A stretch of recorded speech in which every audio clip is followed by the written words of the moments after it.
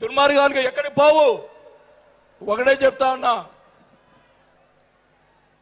నేను 5 సార్లు ఎమ్మెల్యే 2 సార్లు మంత్రి అయినా కూడా నేను ప్రతిపక్షంలో ఉన్నప్పుడు కూడా మన నాయకుడు పవన్ కళ్యాణ్ గారు వైసీపీని ఒకరోజు అందరినీ తిడుతూ ఒక బాలినేని శ్రీనివాసరెడ్డి గారు లాంటి మంచి వాళ్ళు ఉన్నారని చెప్పి ఆ రోజు చెప్పిన రోజే నేను జనసేన చేరి ఉండాలి అని కూడా తెలియజేసుకుంటా ఉన్నా. ఆ రోజు చేరకపోవటం నా దౌర్భాగ్యం. నేను ఈరోజు చెప్తా ఉన్నా, స్పీచ్ 9 నెలలు అయిపోయిందమ్మా ఇవ్వటం, అందువల్ల గొంతు ఇది అయిపోయింది.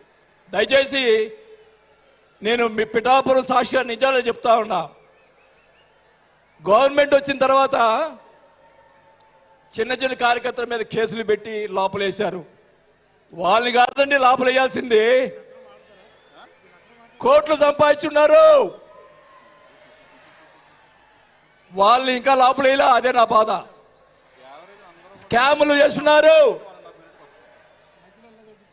కార్యకర్తలు పట్టించుకోలేదు.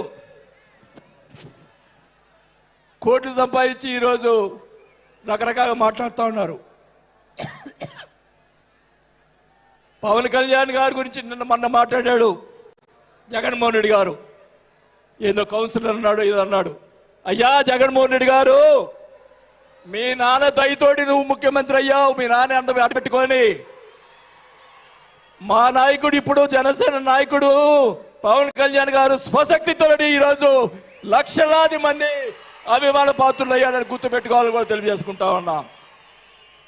మీ నాయనతోటి వెనక ఒకసారి ముఖ్యమంత్రి అయ్యావు, ఇంకా చూద్దాం. నేను ఒకటి రోజు చెప్తా ఉన్నా, నేను పవన్ కళ్యాణ్ గారిని కలిసినప్పుడు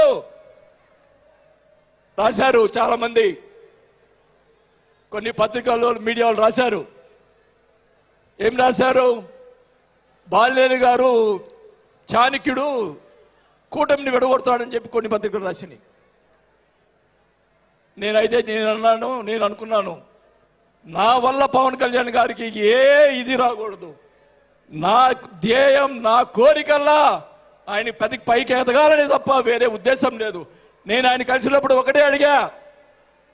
అందరూ అనుకున్నారు ఎమ్మెల్సీ ఇచ్చి మినిస్టర్ ఇస్తారని చెప్పి కొన్ని ఇతర పత్రికలు రాశారు. నేను ఆయన ఏమీ అడగలేదు, ఒకటే అడిగా, సార్ మీతో నాకు సినిమాలు తీయాలని సార్ అని అన్నా. నా కోరిక అదే సార్. నేను 5 సార్లు ఎమ్మెల్యే అయ్యా, 2 సార్లు మంత్రి అయ్యా, చాలు నాకు. ఇట్లాంటి బూతులు తిట్టే రాజకీయాలు మాకు వద్దు సార్, మీతోటి ప్రయాణం చేస్తా. జనసేనని నా సాయశక్తులా నేను చేయగలని. మా జిల్లాలో 6 నెలల తర్వాత కార్పొరేటర్లను చేర్పించాం. మీరు ఛాన్స్ ఇవ్వండి. మా జిల్లాలో జిల్లా పరిషత్తు అన్నీ కూడా జనసేన చేస్తానని కూడా బాగా తెలియజేసుకుంటా ఉన్నా. మాకు ఇవ్వండి ఛాన్స్. నన్ను ఆపద్దు. నాకు జరిగిన అన్యాయం మళ్ళా ఒకరోజు మీటింగ్లో చెప్తా. ఒకరోజు చెప్తే సరిపోదు, ఎందుకంటే టైం లేదు కాబట్టి. నాకు అన్యాయం జరిగిందని చెప్తా. జగన్మోహన్ రెడ్డి గారు చేసినటువంటి అన్యాయాలని చెప్తా, నాకు జరిగినటువంటి అన్యాయాలు. నేను ఒకటే చెప్తా ఉన్నాను సార్, మీకు కూడా దయచేసి జనసేన కార్యకర్తలు చూస్తున్నాను. అన్ని నియోజకవర్గాల్లో ఎమ్మెల్యేలని చాలా మంది గెలిపించారు, కార్యకర్తల్ని జనసేన వాళ్ళు పట్టించుకోవటం లేదు. దయచేసి చంద్రబాబు నాయుడు గారు, పవన్ కళ్యాణ్ గారు ఇద్దరు కూర్చొని ఒక ప్రెస్ మీట్ పెట్టి ఎమ్మెల్యేలందరికీ ఫిరాయించండి. జనసేన కార్యకర్తలు కూడా మీరు వాళ్ళకి రావాల్సినటువంటి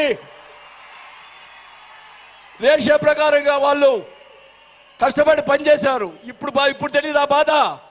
రేపు ఎలక్షన్ తెలుస్తుంది.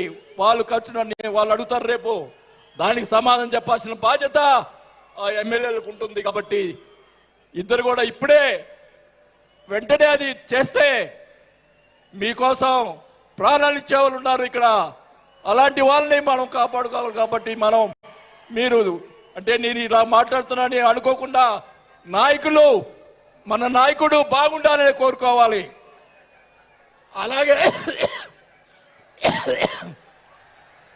అలాగే మీరు కూడా జన సైనికులు కూడా మీరు కూడా